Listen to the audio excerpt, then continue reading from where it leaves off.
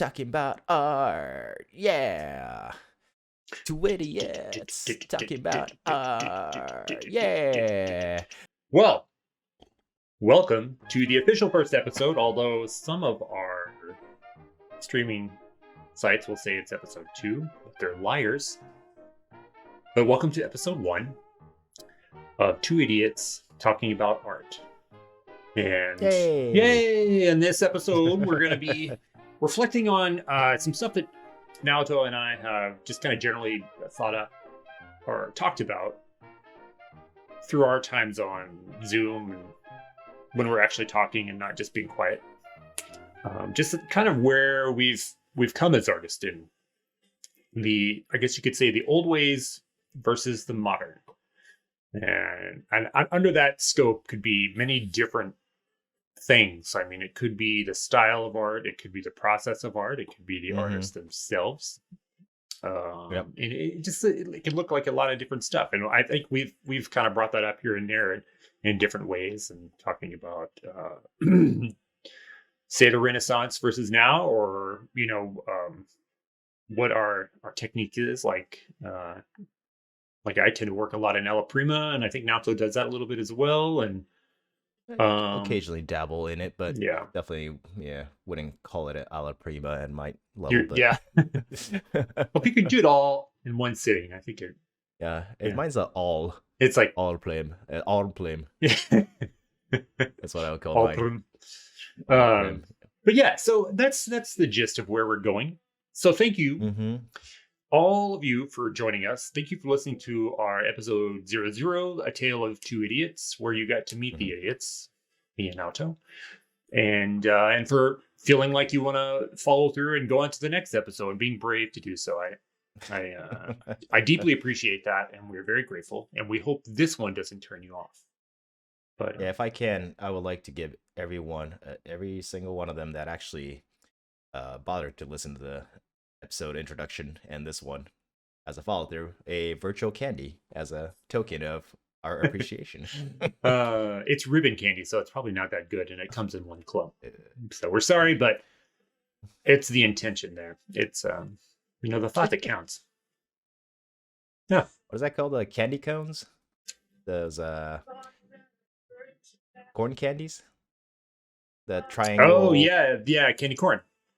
Candy corn, yeah. Yeah. We should give those out. They stopped making those in the 1950s. I think they're just going through reserves at this point. Is that what that is? That's what they taste like anyway. Me, for one, I don't hate it, actually. I don't either. They're not like oh man, I want some candy corn. It's like that's sitting there now. I'm like, okay, they're like popcorn. I have a sugar addiction, so I'll go ahead and just jump into that. Yeah, they're popcorns of candy. You just eat it if it's in front of you. Otherwise, I don't get I don't get those people that actually go out of their way to get popcorn. It's not that good. Popcorn? Sorry. What? I don't like popcorn. What is wrong with you? The risk for the reward is not there. Like, your device is no longer connected. I apologize. That was my speaker. The kernel getting stuck in your teeth and just the pain they have to go through to try to floss that out. Well, that's part of the sport of eating popcorn. Like, you gotta... Caramel popcorn, on the other hand, that I could deal with. So instead of the kernels, you just want to rot your teeth out, basically. Yeah, unfortunately, guys, this is the end of the brand new series of Two Idiots Talking About Art. We had a bit of a disagreement. It is no longer about art. Now it's about the daily lives of Rodney and Naoto. And I'm done. And that's it. All right. See you next episode.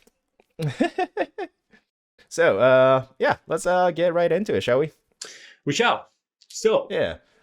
One thing I like to think about, like I typically will kind of get so in the loop, and I think we do this in all of our daily lives, where you're just working on something and you have no concept of why you're doing it. Like why I'm making I'm making this particular type of stroke, why I'm using this particular type of brush, why we chose this type of animal hair, and now synthetic, I guess, a lot of times. But like I'll stop occasionally and kind of start thinking about that stuff, and then I will go on a full tangent, and then I'm lost in a Wikipedia hell of trying to figure out who did the first alla prima. Franz Hals was a big proponent of that. He really kind of made that work. And that's the way I work most of the time. I mean, a few of these pieces behind me, I spent several days on. That one directly behind me was an alla prima, and that was all at once. But yeah, I mean, I go back and forth, but generally, I'm impatient, and I like to just crank it out. Like I don't. Yeah. My ADD will kick in hyperdrive if I go too long on a piece. What is the actual definition of alla prima? It's basically just all at once. There's never letting the oil dry, just kind of laying it over on top of usually each other just in layers. One sitting in one. Yeah, that's generally I'm my Italian is a little rough, so I don't know if it would particularly translate well. But generally all at once. That's kind of how it works. But so yeah, that being said, like it's just thinking about like where we've come from with that. Like I know the old masters, and we're talking about the Renaissance. A lot of them use glazing, and that's something that I've kind of been picking at a little bit recently, and it just feels it's like totally such a foreign idea to me. And I did a smidge in college, but I mean very, very little. And only recently I've been really like, I'm just gonna go for it and try it. So I'm doing like looking up different ways to do it and who likes what medium and whatnot. And it's been interesting. And I've enjoyed it. Like it's been a fun prospect, but it also takes time. So I will line up like 5 or 6 things and I'll glaze a few things and then I just leave it alone. And then, a couple of weeks later, like, oh yeah, I was working on that, and I'll come back. Do they touch base in any of your classes right now in the masters, like the mediums used by the masters and all that, or is that something you personally just? That's more me personally, like digging into it. I took in my undergrad, I took a techniques of the old masters and with Ho Jun Lee. Oh man, he's a wonderful painter. He's brilliant. Anyway, but he taught us to use liquid, which is, I think, primarily because we're in a timeline. We have deadlines to meet, and liquid dries rapidly. It's super fast. Sure. But I mean, I feel like a chemical shitstorm. It's just, when you open the bottle, you're like, oh, my nose hair is curled. And it's just like, you see a little cloud come out of it. I was like, oh. So I kind of poked around and figured out, I think some people use linseed oil. There's people who use like Galkid. I use this medium that I learned from Richard Schmid. I think it's called Mayer's medium, and it's like 1 part Demar varnish, 1 part linseed oil, and then 1 or 5 parts mineral spirits or turpentine. Okay. Turpentine is generally what they suggest. I end up using mineral spirits. They have a little slower drying time than like turpentine would, but, or terpenoid. And I like that. And sometimes if I want it to be a little thicker, this is where like the mad scientist in me is coming out. Because if it gets a little too runny, sometimes I don't like it. But if it, so I'll put stand oil in instead, and I think that slows it down a little bit for drying as well. Did you say sand oil? Stand oil. It's linseed oil. It's just like gotcha. Syrup. Or molasses. It's so thick. And but yeah, so that kind of builds a little more viscosity to it, and yeah, I like that. And I mean, I've used that for a while, and just putting like some of the blacks that you mix will come out a little flat, like using a burnt umber or even an ivory black, and they like you put it on, and I guess if your ground's a little too absorbent, then it just soaks it in, so you lose all that luster. So that Mayer's medium will help, like it just helps kind of retain some of the shine. So I'm not like oiling out over and over and over again if I'm coming back to the painting. Bless you. Are you gonna sneeze? I saw it. I saw it coming up. I'm holding it in. Let it out. Let it go. It's not there. It's not there. Continue. All right. Anywho, yeah. So like, just doing the. It's been an experiment. I don't think I've got anything nailed down. I've been watching more artists who glaze, like Eric Johnson. He does a lot of old master techniques. He's good. Colleen Berry does a lot of glazing. Mhm. She's pretty awesome. Yeah. So and it's just it's it's new to me, so I'm learning it. Hmm. Wait, how long you been doing glazing for now, or Well, trying? just a really maybe I guess in the last year and a half, I would say. Oh, okay, I'm really still new then. primarily Okay, doing like Alafrima, but I yeah, have a few things like that I'm just kind of dabbling in where I'm like I'm just gonna I'm just experimenting. I'm not really doing yeah. like full on. I'm gonna glaze this. This is how I'm gonna work on this piece, and it's going to be an old master's technique. Blah blah blah. No, it's Hmm. so. I mean, I've pulled out like 4 or 5 old paintings I did like 5 or 6 years ago, and Hmm. I was at the time I was like that turned out okay, and then I look at it now I'm like that's a pile of crap, and so Hmm. I'm like I'm just gonna play with it and glaze it. So I'll put like an ivory black glaze. There's something I did like an ultramarine That's kind blue of funny you glaze. mentioned about the experimental phase in your art. Like, it's always something I have certain trouble trying to decide what I want to do with my piece, to whether like try out. There's so much options out there in our society right now, in comparison, like if we're talking about the high renaissance, like it was strictly oil or fresco. And was it fresco back then? Tempura, they did Yeah. tempura, I think. Yeah, fresco, yeah. Yeah, you had such a limited supply, to the point that they were able to kind of focus and Hmm. just have this tunnel vision towards that medium, just become masters at it. On the other hand, currently, and this is just an overall problem with me as a person, which also applies to my art, that I'm just dealt all these options on the table, and I'm like, all right, pick one and try it. I'm like, and I can never just settle on one thing and just keep pushing it forward. Yeah, I'm totally. constantly experimenting with this something different, and I don't know if that's a good thing or a bad thing. Like, I do like the fact that it, like, my portfolio is pretty widespread. It really I'd is. say, Yeah. like, You've got a broad skill set. And yeah. with each medium, I feel like you've got like a different technique. There's a lot of artists too that'll have and I know that's they'll have a similar pattern or Hmm.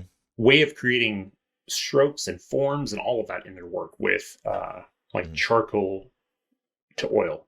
And you can Hmm. tell some artists are very similar with their charcoal that they are with their oil paintings and just the way Oh they yeah. build it. And it's fascinating to see how they can do that. 'Cause I feel like mine too. Sometimes I can get it to look a little bit similar, but a lot of times it'll look totally different. Like my charcoal will have a different kind of loose quality than my oil painting, Hmm. and then if I'm working in graphite, it's way more uh graphic, I guess, or like Hmm. illustrative almost in a way. Like it's not. It doesn't even look like. That's I feel like my paintings. I feel anyway. that's actually an interesting point, because yeah, once you're a seasoned artist, some people, like a lot of the artists out there that's been doing this for so long, I mean, their work really does transition like seamlessly between different mediums, like you're just talking about. Like, say for instance, David Casson, if you look at his charcoal works against his oil painting works, apparently because that's how he starts. He does the charcoal work first, transfers that over to a canvas, and then paints over it. Yeah. But it he has his set skill that could just basically be used on any mediums, even ink, I would assume, which I haven't seen it, but I would just picture there's some similarity to his work, whether it's Alan Williams. um I don't know if you've seen his painting works, Yeah. like a really loose painting. Like, he still kind of maintains that feel he gets through graphite, Hmm. you know. Yeah. Totally. So, well, I totally lost focus on what I was trying to the point I was trying to make there. I just thought it was an interesting Yeah, observation. no, it totally is. Yeah, it's a. So wait, okay, let's look at this. What kind of touching back on what I said earlier about like where we. Oh wait, Oh, go ahead. before you go, Oh, did you find I it? guess my point. No, not. I didn't find it, but the point I guess I want to make is that I wish I could get there one day, to that status of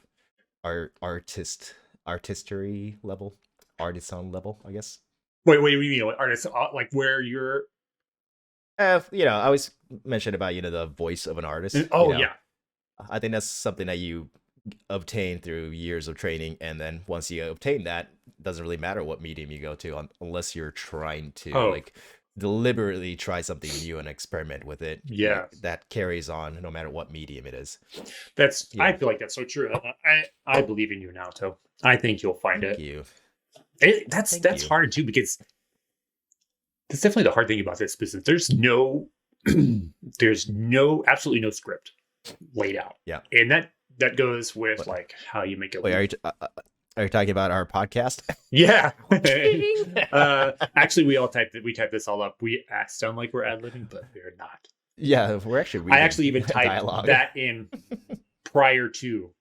Yes, We're such great writers. we are. I mean, A talent we didn't know.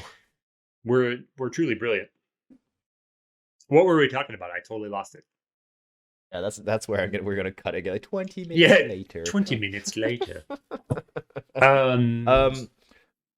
We were talking about Oh yeah, like okay. I guess the point of it was the evolving medium, right? I mean, that's kind of Yeah, like the focus just- of what we initially started with. Well, what I was going to say is that like there's no script to any of this, whether like our business to how we develop as an artist.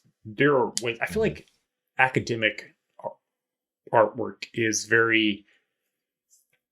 I mean, there are definitely steps you take to build and kind of grow as an artist, and techniques you learn, and you build those techniques over time, and you gradually progress, and but at the same time, like finding your voice, you got to be careful with it in there, because I feel like you can even lose it if you obsessively go into technique, and academic work and all of that stuff. Like I feel like I didn't know what I was going to be painting for so long.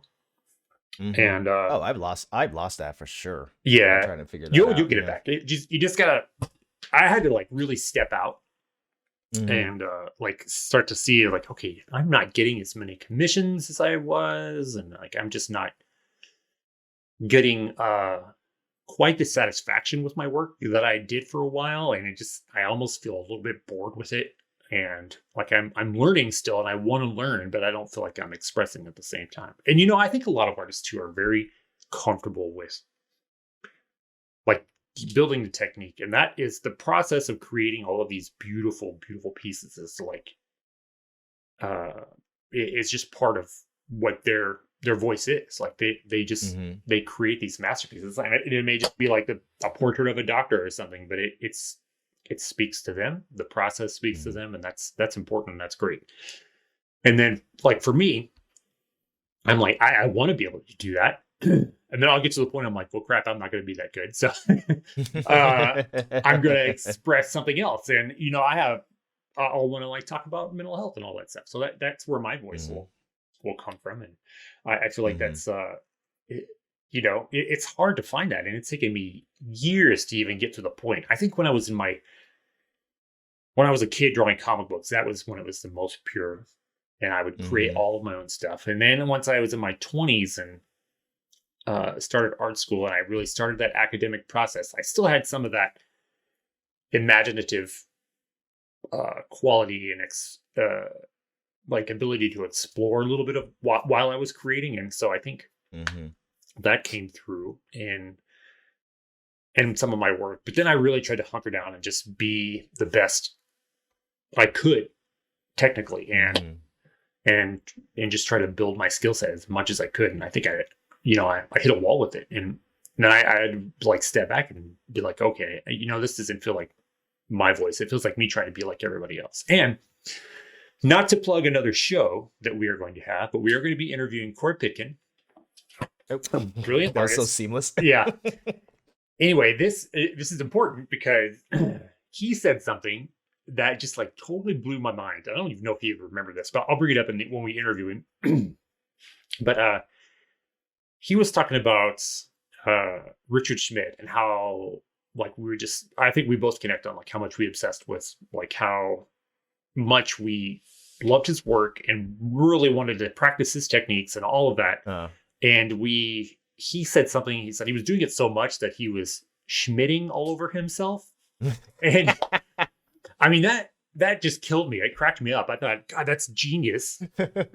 And it's super accurate. And then as I thought more about it, I'm like, oh crap, I'm just schmitting all over myself constantly. Like I'm just trying to be that. I'm just trying to do all of the same stuff he does. I hold my work to that standard, which is impossible to reach. And all of these other artists, like all of his little all of his students that he's had over the years, like Casey Baugh, Lipking, all of them, I tried to reach the bar that they have, and I'm like, well, that's not me. That's not, I'm not gonna.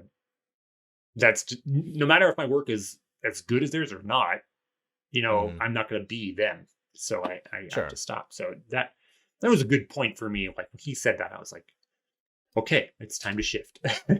So, I mean, I think it's not a bad idea to have set expectation for yourself or be the worst critic of your own. I think it, it pushes an artist for sure. But also, I'm a great example of, where to stop criticizing yourself. Just, oh, well, you and me both. Like I pick it apart like, constantly. yeah, I murder myself over it, and then I go into bed, crying. Yeah. Telling myself like you shouldn't be doing this. You're a bad, horrible artist. Yeah, I've had like Brianna's told me something like some of my pieces. She's like, "Oh, I just really love this," and I just feel like, "Shut up! You don't know. It's terrible." I just rip it in half in front of her. Like I hate it. I hate everyone. And yeah, no. So yeah, I'm my own worst critic, and I think all artists are, but. So, talking about creativity, and since we're talking about how we advance as an artist or as a community of artists, what do you think about the whole what is that? In comparison to the old days, the creative freedom that now all artists have, Really good question. I think we have a lot more now. I think like with like Renaissance work, I feel like they did a lot of work for the church. They did a lot of work for like the Medici family and in the High Renaissance, particularly. It's funny because so we had, say we start from the High Renaissance era, and then moving forward, and in our 20th century art, 20th century, 19th century, 19th to 20th century art, like abstracts, impressionism, and all that coming out that kind of evolved that creative thought process of Totally, artists yeah. and what they put in canvas. But then there's a resurgence in portrait drawing, paintings, photorealisms, as well as landscapes and all that. Is I don't know if it's fair to say that there's a resurgence. It's just catching a lot more of my eye. I don't know if that's just the Instagram's algorithm. I think there's a resurgence. Yeah. But... it's Big Brother telling us what's right and wrong. It's no. I think there's definitely a movement going back to that, right? Yeah, totally. I think it's like anything in history. There's it's going to come back around eventually. And which is kind of interesting. Is that what the audience wants, or is that what the artist wants? Because they're more keen on technical aspect of like painting, drawings, and all that.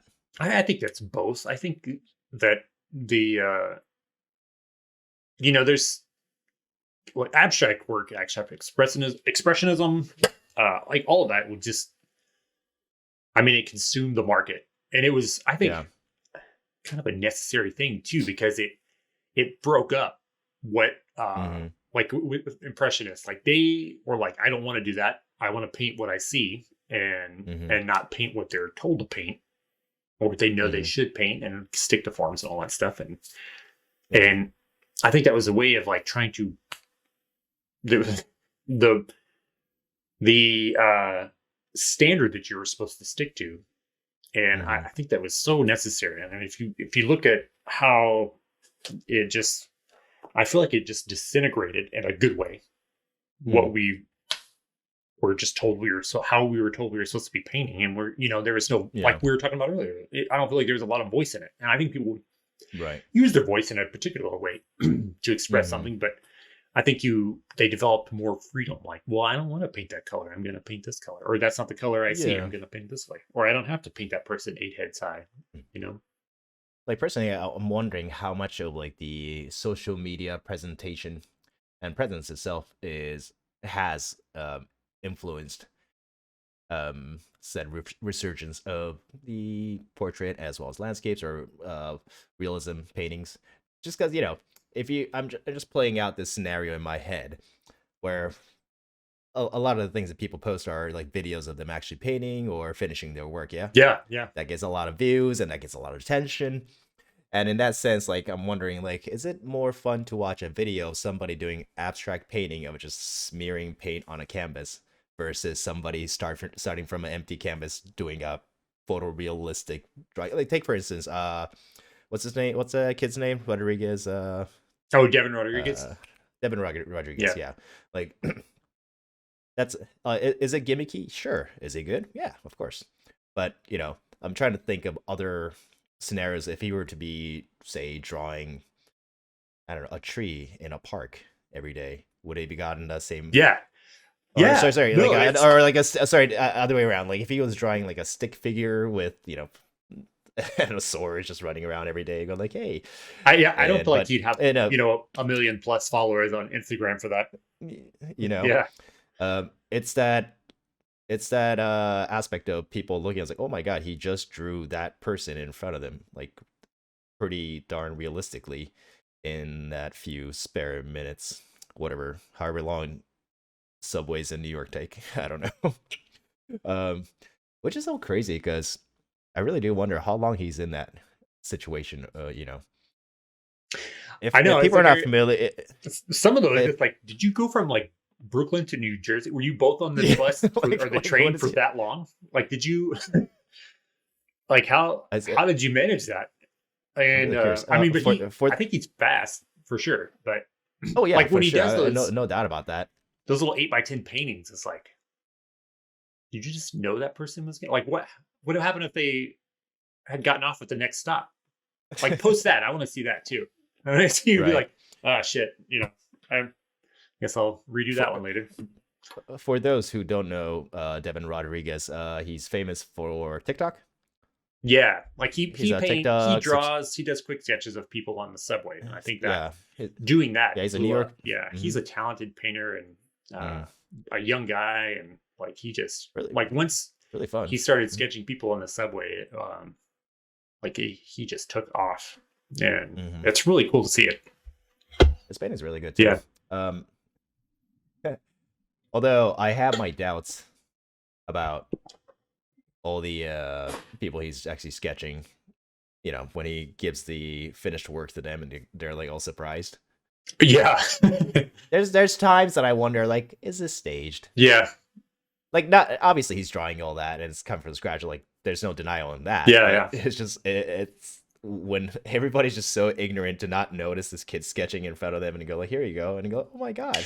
that's That's where I want to me. see like where it doesn't quite work out, and people were like, "What are you doing? Why are you staring at me?" And he's like, "Oh, I'm just sketching." Or if like somebody gets off on the stop as soon as he like starts a portrait painting, and like the next stop, and all he has is just like a few squiggly lines of paint on there. It's unfortunate because this comes out like I'm dissing him. I'm not. No. I think he's a really talented, amazing artist. Hopefully nobody picks up on that. I didn't hear that, so I think he's Really- an incredible artist, and he's really so young, young. yeah. And he's just 20 he's kind of, I think he's in his early 21, 20s, too? Yeah, and he's just gonna Amazing. be doing amazing work for a long time. for sure. Oh yeah, I was talking about social media presence in that, huh? Ah, Well, imagine social media available back in the High Renaissance. Oh my God! Did you see Da Vinci and his? I don't know who is this, Mona Lisa, whatever. He was like, yeah, he's been posting. He's been working on that for like 4 years. Just posted already. It's always fun to kind of imagine, I do this with the music too. Like if the greats back in the day, like say Zeppelin or Beatles, actually made music in our current modern day society, Yeah. what that would have sounded like. Would they be better or I think about that too. Like, I feel like it would have been, it just vice wouldn't be the versa? Yeah. same, you know, especially for Mm-hmm. the quality of the recording. Like, everything is Mm-hmm. so clean and precise. Like, you can hear everything. And I think the griminess of some of the older recordings are so much better. Anyway, going back to this social media thing, I think that has a tremendous influence on our work because I mean I'll find myself I'll do time lapse videos of my work, Mm-hmm. and I'll do that because I've liked watching other people do it, and I want to show people my process. But also, it's a Mm-hmm. trend of doing those kind of things. So I'm like, well, I want to stay Mm-hmm. up with that as much as I can, and which I think it can work against me. Like I think I've pumped a few out that I've been like, why did I even do that? That didn't feel totally like 100% natural, and I feel like I was just trying to post something Mm-hmm. and and post it in a particular way in a short amount of time, just so I had something. So I'm keeping my algorithm going, Yeah. and so yeah, I think it influences. I think it creates a broad reach. Like Mm-hmm. the 20,000 people that will follow me. Like I don't think any of them would ever see my work without having social media. So I've got like I am super grateful for that Mm-hmm. to be able to have And that stretch. But also like I will hold myself accountable to like post something and I will force it out where it may not be natural and it might not be even that good of work sometimes. I feel like, and I'll go back and look at it later. I'm like, why did I do that? That was just, Mm-hmm. I should have just waited and not posted anything for a couple of days and just really slowly worked on something or a week or Yeah. two, whatever. But like Instagram's got you, by the undercarriage a little bit to, Well, you get wrapped up in the wanting to be in the movement and like be mm-hmm. producing stuff and like, hey, look at me, don't forget about me. And if you get forgotten about, like then I feel like you get down in the algorithm. Well, because if we're looking in that kind of scenario where like our artists in this current situation have to kind of pump out as much to to stay relevant, Yeah. um, but in like comparison to say Leonardo da Vinci, where he doesn't really have a huge portfolio of paintings. Yeah. I mean, There you is take years on stuff and that was mhm, fine. I mean, I don't, I yeah. don't think some of his patrons liked it a lot of times, Yeah.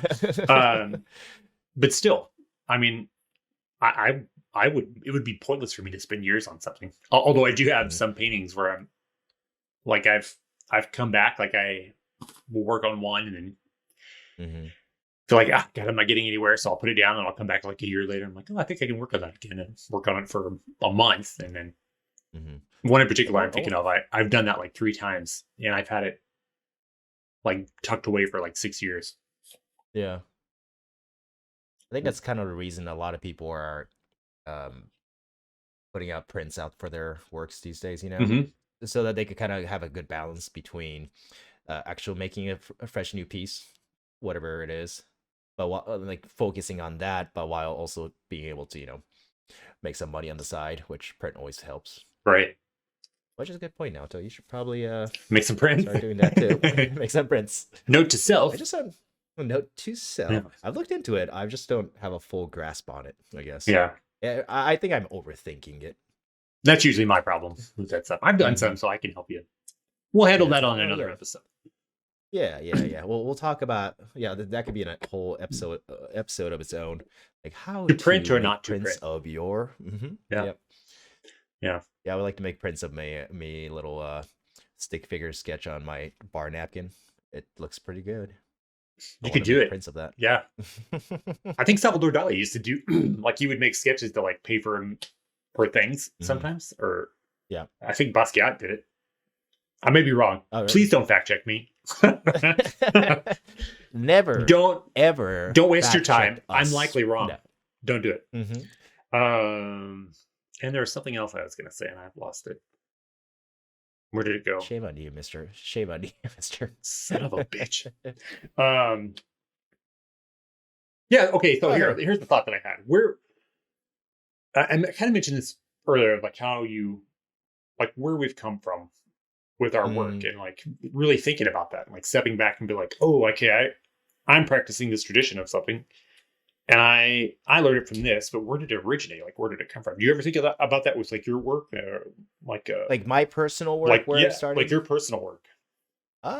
Yeah, I could remember a pretty vivid recollection of like the influences I had throughout my art career. Um, Nothing significant though. Like I don't. It's never been like, oh, like in your case, you had a lot of artists that inspired you to like get into a specific. Yeah, is that what you're talking about? Yeah, like Like the roots of your style. Yeah, the roots and... of your style, the roots of your style, and the like where that root was, like where. Oh, like so okay, so okay, let's say, who's the artist that did JoJo? What's his name again? Hirohiko, Araki Hirohiko. Okay, I'm not gonna even try to say that. Okay, I know what you're going at. Yeah. And... So like, where did he get his influence, and where did that like build from there? Like, like thinking way down the line, like how did that come to be where you are right now? Like, and how you've gotten to this point. Interesting. It's kind of a yeah. I like doing that with language sometimes, like the roots of it. Yeah. When you find different certain words that sound exactly the same and mean exactly the same from a completely different part of the continents, or different separate continents for that matter. Yeah. And just kind of like figuring out like, oh, how did that language kind of go here, and then where did that come from? Yeah, I never really thought about that. I mean, I would assume most of those, at least in the Western art society, stems from High Renaissance and as the archetype, and just kind of use that as a base. Yeah, I think so. I'm not sure. I'm not sure if you were asking me a question. No, I totally was. Yeah, I think a lot of it can come from that. And okay, let's do it this way. Let's say, well, like a lot of my quality of work recently has been a little on the surrealist side. So I get that influence from like Salvador Dali, who was a big one for me originally in my early 20s and late teens. And then, but now you're gonna where did Dali get his from? Like, where did he, like, you can see it at an academic side, but he also has some works that he did that were like abstracted cubism. And Dali painted like Dali since the day he was born. Yeah, he was very much his own animal. He never took classes. He never learned from anybody else. That's just how he was. Dali was Dali. Or he took classes. I'm just joking. Please do not fact check me. And that's where I fact check Naoto. Speaking of Dali, I mean, you can see like there's maybe some different influences from all over. But yeah, I don't know. Take Picasso too. He got a lot of influence from African art and like. Oh, I didn't know that. Yeah. So where, like, how did that? Like, looking at that bridge, like, from African art to Picasso's work, Cubism or different style of building a face, and yeah, just and then what we take from it. Like I definitely take from abstract quality in my work more often these days than I used to. I used to try to do everything super tightly rendered, but I took an abstract class in college which just broke my brain for the first half of the semester. And I could not figure out how to just think abstractly like that. And then once it finally started to click a little bit, it helped. And I think it helped my work tremendously overall. It's easy. You just go under a little bit of an acid trip, and just face the canvas, and there you go. You got yourself an abstract. Don't do drugs, kids. Or do we're not? Yeah, we're not here.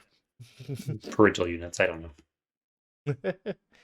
Well, so roots, huh? Yeah. Mm, I don't know. I guess I never really thought too deep into that. Because, if this was a question pointed towards me, I would answer by saying, the roots of my current drawing methods and everything is based off just. I don't know if I mentioned this in the introduction episode or not, but I don't really have a full scale uh, fine art uh, background as far as academic goes. Like I took the foundation classes Mhm. because um, I was in the 3D department, not exactly fine art through college. So I had the basic um studies of figure drawing, clothed figure drawing, and heads and hands. Those three classes, and I just kept working out that. So the question is, where did those come from, right? I think foundations are all pretty much based off the Renaissance period, is it? I would say, yeah.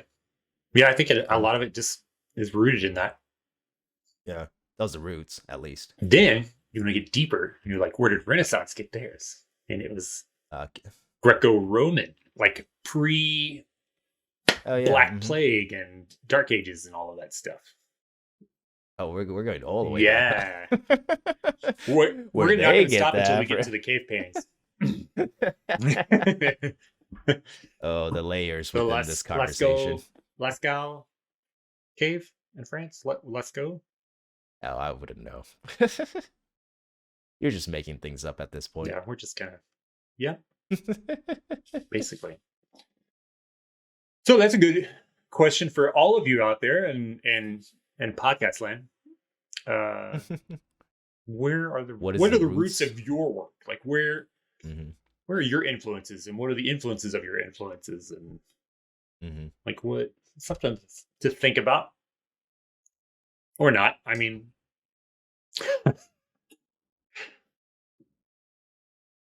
that's the sound of I would, Naoto thinking. yeah, that's the that's the exact sound that's going through my brain right now.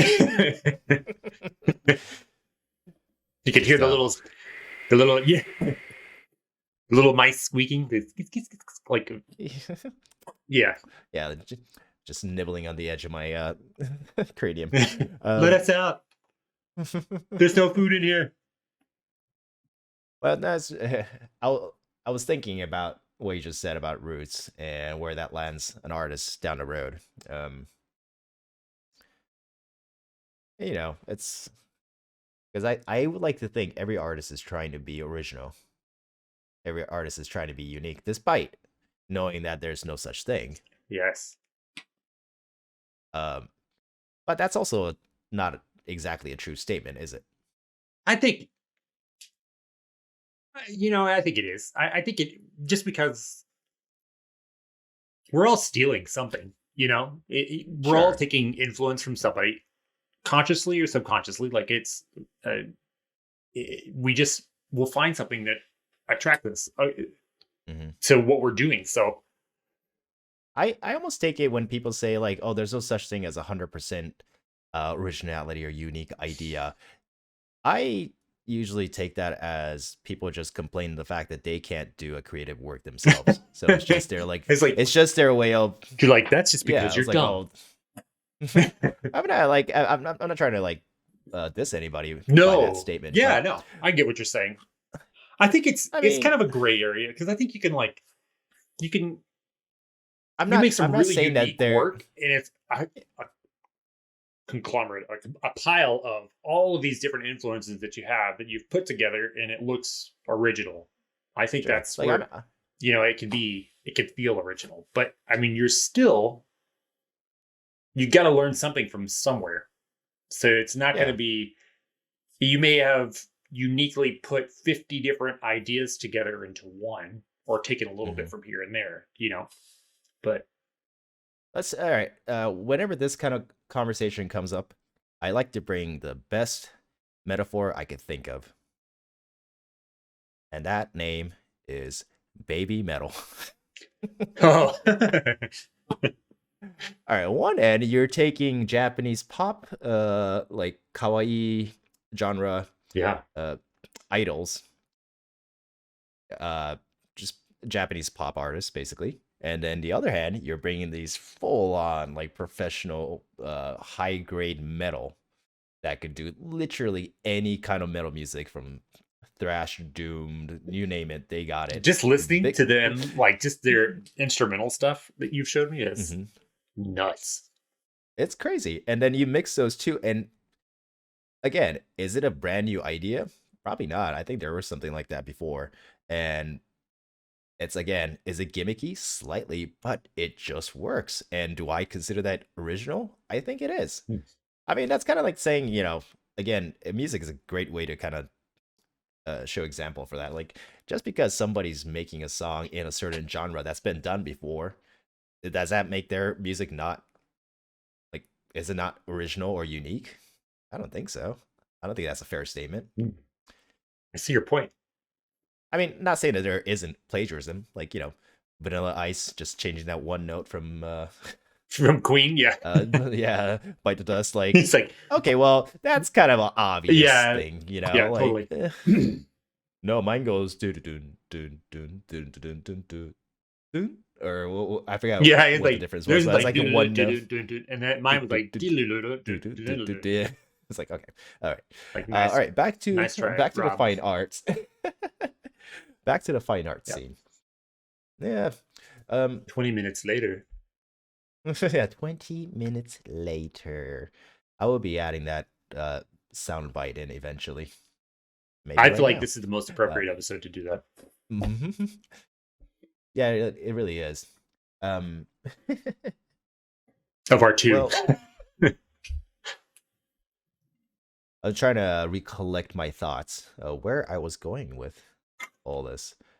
It was the originality. So we were talking about originality and there is creativity originality. that is given to us, being an artist in our modern society. Yeah. So yeah, I think that was kind of the root of this question or the topic. I think. All right, I'm going to try to sum up kind of what you're saying. Maybe that. Please do be the translator. So me, yeah, for those out there. I Like, speak. What is Naoto going on about? I speak Naoto, fluent Naoto. He does. So I think that first test. Yeah, I think you're saying like, no matter if we bring all of these different influences together, it's still original in the way we put them together, and how it might, if it's different that way from anything else, that it still has its original quality. So versus what I was saying, where it's like, yeah, I don't think that there's fully anything original because of all of the influence we have from everywhere, and let's like subconsciously and if we were just like, you know what, I like the way that person laid down that brushstroke, I'm going to try it, and you take those little things like that. So yeah, I don't know. That's where I think it's like a very gray area, and it's definitely, Well, I'm just wondering if that's like a knack, like, because going back to like the high Renaissance period, like subject matters that they chose were pretty linear. Like, it was biblical or portraits or a basket full of fruits. Yep. Actually, that wasn't even a thing back then, was it? No, I think that came later. Yeah, because they couldn't. More no such thing. In the Baroque. I don't think fruits. I don't think fruits existed back in the 16th century. Those didn't come into existence until the 17th century, I believe. So correct. Yeah. That's when fruit was invented. Correct. Yep. By Johnny Appleseed. They were invented in America. Oh, it was American. Yeah. Wow. Yeah. Who thought this episode would be so educational? I mean, you guys you didn't know that you'd be learning so much about American history. I didn't know. Yeah. Well, it makes sense. I mean, I'm really smart. Yep, that is true. Don't fact check that.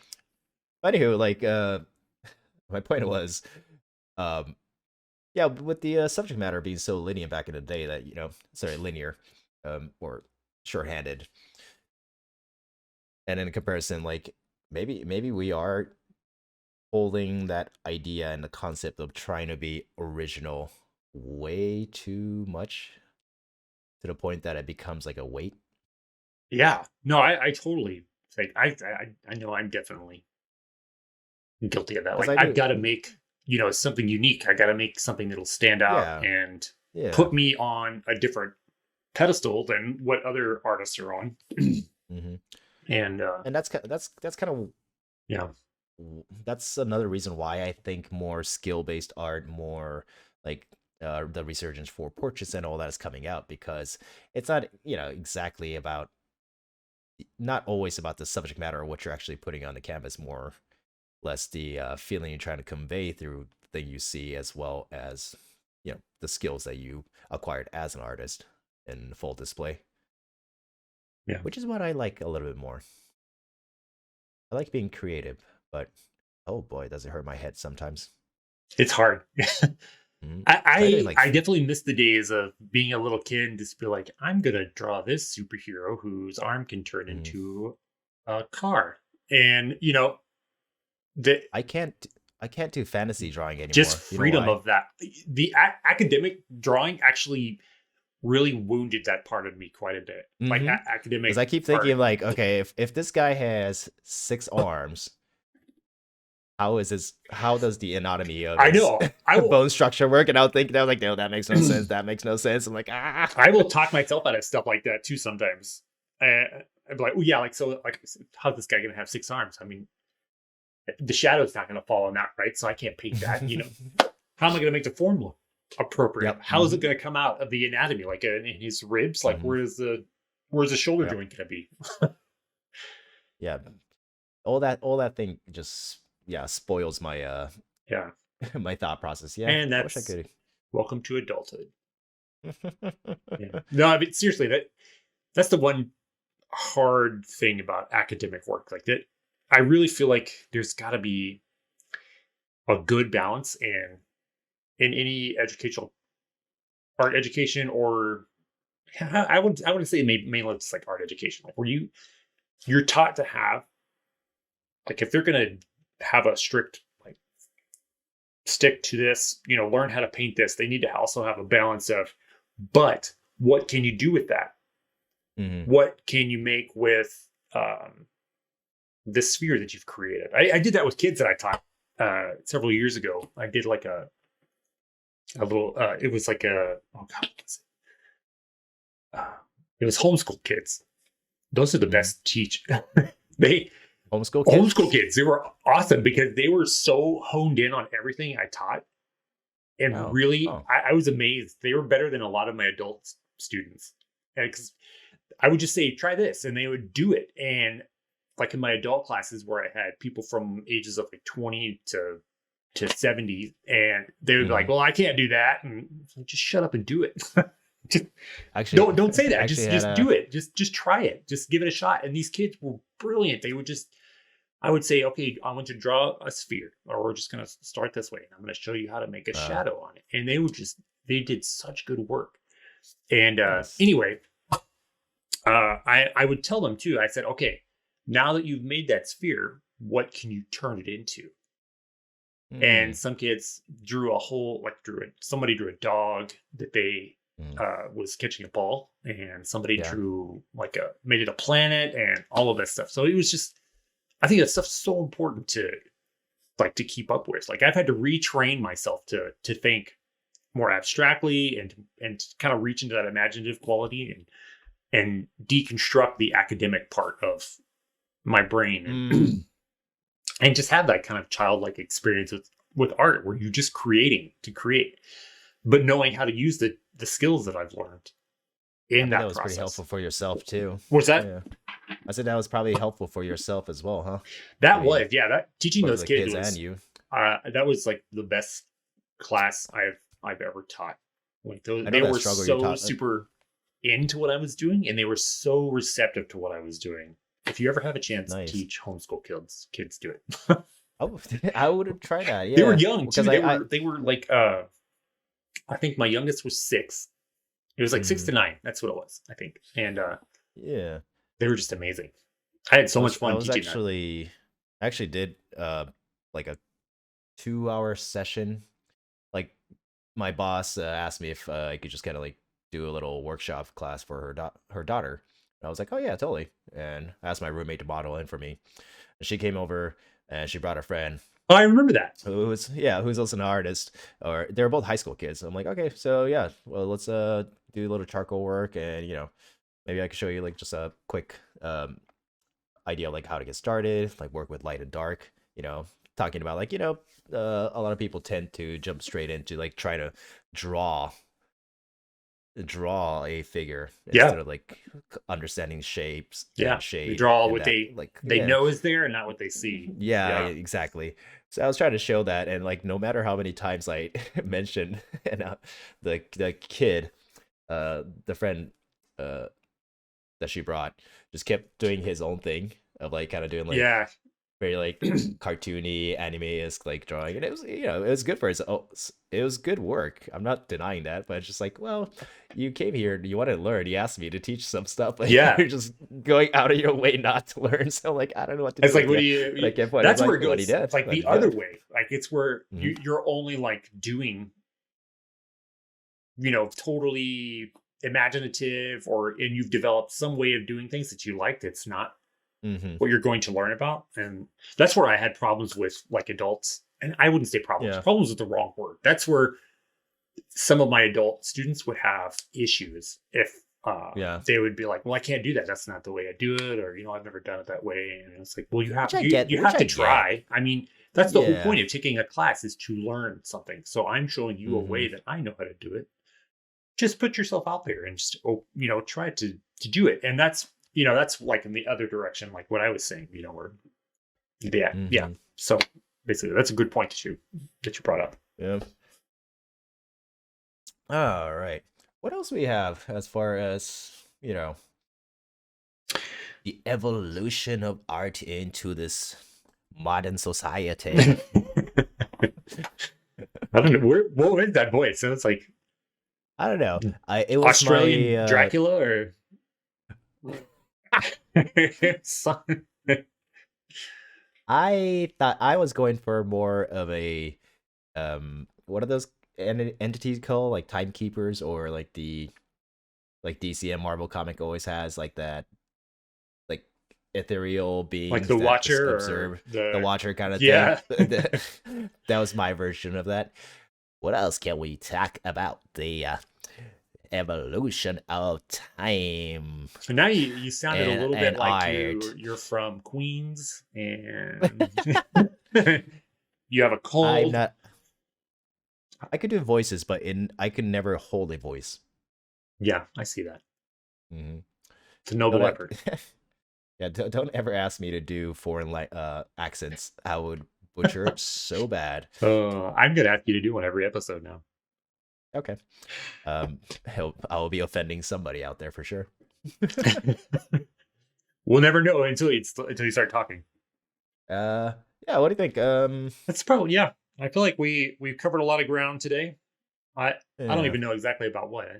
Comparing old ways versus new and kind of our own path with art and just kind of discussing originality and Mhm. the creative process, which is it's really fascinating conversation. I feel like we could go on for hours on that kind of stuff. Should we? Even though we said we wanted to keep these shorter, Yeah.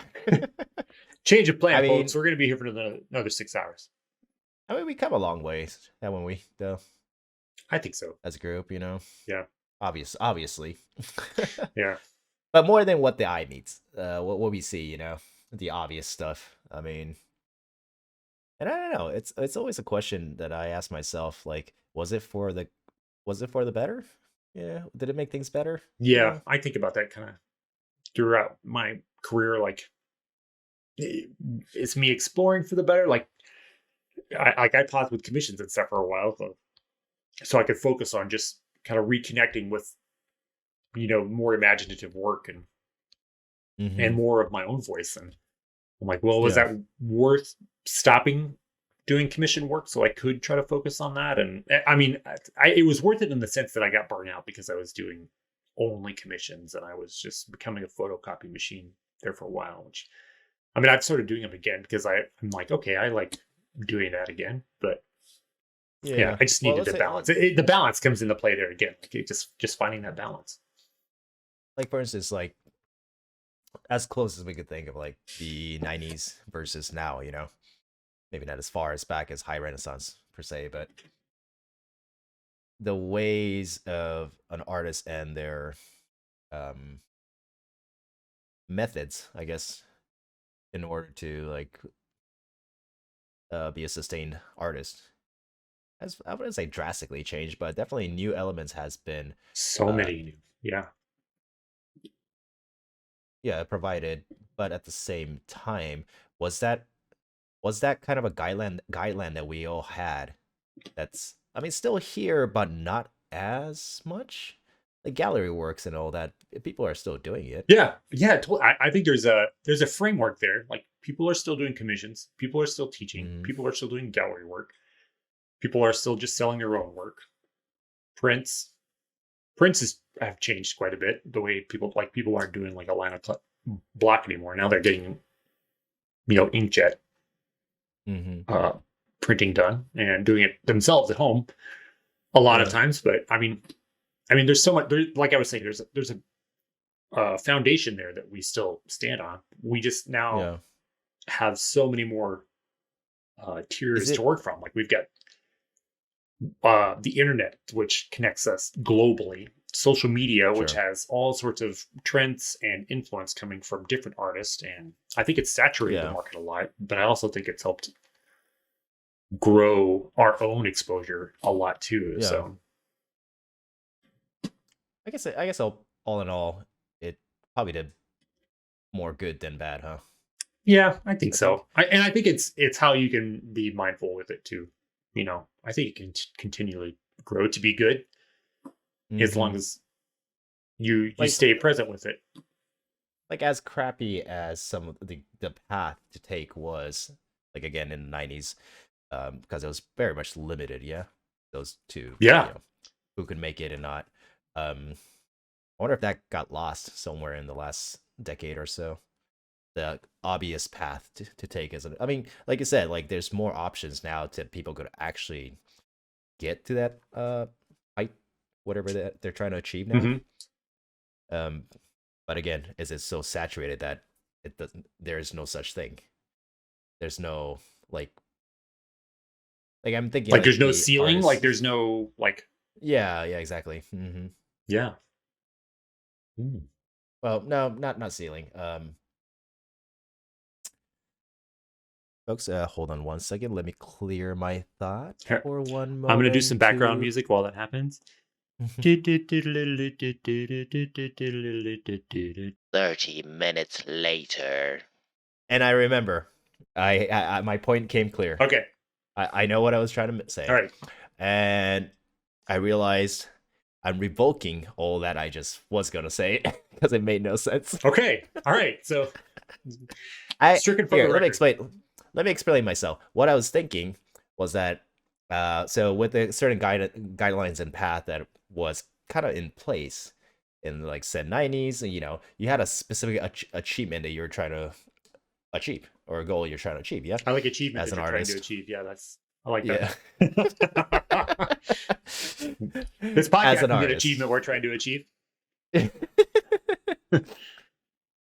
And in the current modern scene, because how saturated it's become with all the potential and whatnot, I thought that height that everybody's trying to uh again achieve here, as the bar has been lowered, and so it's kind of, I guess, see, more further I got deep into it, I realized, oh, that's a really dumb thing to say or even think about, Naoto. This is the best podcast for that. Just say it. Oh, yeah, I was at that point I stopped thinking about it because like that's stupid. Because in reality, it's just there's more market for artists to actually, you know, proceed and actually sustain a living out of, sustain a career out of. So I don't know why I'm trying to fight the idea. I think I'm just trying to be a devil's advocate over it. Yeah. No, it's good. It's a great thing. It's a great time to be alive for that. Yeah, the only tricky thing I would say is like there is so much more out there, so many more resources available for us. Like we've got way more pathways to sell stuff. We could sell it on our own websites. We could sell it on Etsy. I mean, there's all kinds of stuff that can be done. But everybody else got the memo on that too. And Sure. there are It's a lot more competitive, for it's sure. a lot more competitive, I feel like. But that's never changed. That. No, That's the thing. I think that just gives an opportunity to be like, okay, now I'm going to either I have to step up my game, and what is that going to look like? I'm going to hustle, really market myself. Also, I'm going to really explore my work, or I'm going to push my technical skill, or both, and I'm going to connect with as many people as I can, and just try to network. And like you just have to like hit the ground running way more now, I think, and like you are the CEO, CFO, president, creator, marketer, you're everything in that. I only want to be the artist, and I am forced to have to do all of that other shit. I don't want to do it. But yeah, so it's a necessary evil, though. You have to just hustle. Sure, absolutely. But I think it's for the best, and I mean, again, like if we go all the way back to the Renaissance or even 90s for that matter, like there's only a handful of people that you could really think and name about as far as artists that, that are indeed actually famous, or for that matter, made it. Maybe not 90s, maybe that was probably a bad example. Just say the high Renaissance. But now, everybody's got their own method to actually, again, showcasing or selling or making their art known to the world. So yeah, that's a huge step up. For sure. Yeah. Yeah. It would have been yeah, it's a good time. It's a good time. Yeah.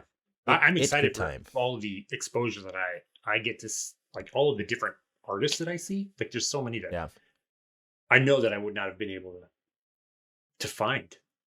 And some, people from across the globe that are big influences on my work. And I'm super grateful for that. And I just, you stumble across them, and like somebody shares somebody's work, and then you find it. And that's that's one thing I really love, is that I get to find so much more influence and so many more great artists.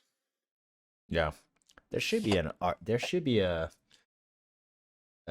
application kind of like Instagram, but just specifically for artworks. I feel like there was at one point, and I can't remember what it was. Was it, or was it just your Instagram because you only followed people that actually was? It's probably just that's. I used to treat when I first started Instagram like, this is a cool photo app. I'm just gonna do creative little photo things, and all of a sudden I was like, I'm just gonna post art and look at art. That's it. Art. I mean, that's practically my Instagram. Like if you scroll through, I only see paintings, sculptings. Occasionally, I'll have like one of my friends pop up. I'm like, what? Yeah, exactly. What is this? You're like, Steve, I forgot you were around. He's still alive. So, I think it's a good time to conclude this. I think we could wrap it up. What oh yeah, go ahead. What were you gonna say? Oh, what do we learn from this episode today? I've got a good one.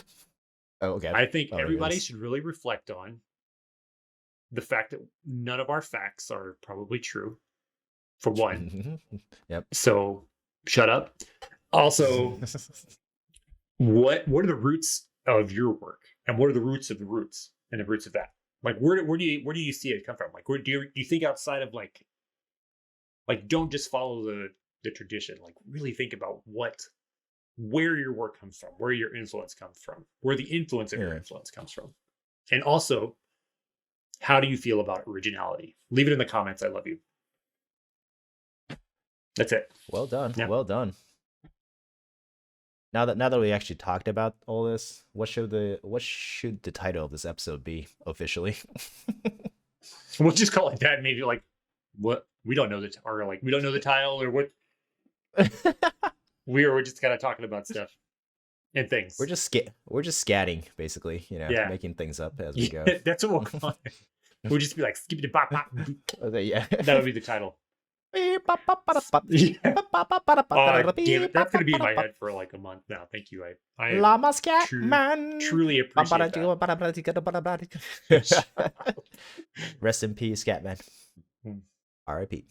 Although, anyways. Anywho, on that note, Yeah, let's thank you on that guys note. for listening again. Yep. And hopefully you'll listen in the future. Mhm. About 2 episodes down the road, we're going to be interviewing Corey Pitkin. So don't miss that one. The next one, we're going to be talking a little bit about what it means. Oh, wait, I thought- What's that? Isn't Corey next? We're going to interview him, but I think we're going to be. Oh, is it? We'll figure it out. You know what? Just listen. We'll figure it out from there. What is This what is is the next topic though? 2 idiots You. talking about art. What was The next what topic was going to episode, be, topic? Yeah. and this term I don't totally like it. I don't think Naoto totally does either. Well, I'm speaking for you, but it's like, what is a starving artist? What does that mean? And trying to maybe destigmatize the day job a little bit, And also, how can you support said struggling artists? Yeah. And how we'll be are you diving going to be into that supporting quite deep. us What can you, as an as a audience, patron? do for us? Yeah. How are you going to make our lives better? Yeah. Anyway, well, yeah. So we've got a couple of anyway. good topics coming up, I think. So be sure to stick around and listen. I appreciate all of you for listening to this nonsense. It's it's truly just me and Naoto doing what we were doing before. We just decided to record it. So we thanks. don't need to explain. We don't need to explain ourselves. That's true. Yeah, a good point. But nonetheless, we do really appreciate for those that actually took their time Yes. to listen to us. Yeah, thank you guys. We very much appreciate it. Anywho, on that note, we will On leave that you. Visit 2 Idiots Talking About Art on Instagram, Twitter, Facebook. We have all of the social medias.